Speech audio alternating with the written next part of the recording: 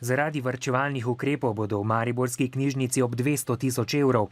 Denarja za nakup novih knjig ni. Ker ne želijo, da bi bili njihovi bralci prikrajšani, so pripravili kampanjo Darujem in berem. Smo se v bistvu odločili, da bomo poskušali na alternativni način pridobiti tudi finančna sredstva v mariborski knjižnici, predvsem tudi zato, da ne bi naše uporabnike že takoj obremenili s članarino, o kateri pa seveda že razmišljamo. Doslej so zbrali slabe 3 tisočake. Cilj je proračun napolniti s 50 tisoč evri. Če jim bo to uspelo, bo knjižnica bogatejša za 2 tisoč knjig. Škoda ni celo leto. To se mi zdi ful fajn, ja. Dobrodošlo je, da pomagamo, da je čim več takih, ki radi berejo knjige, pa da si lahko sposojajo čim več knjig.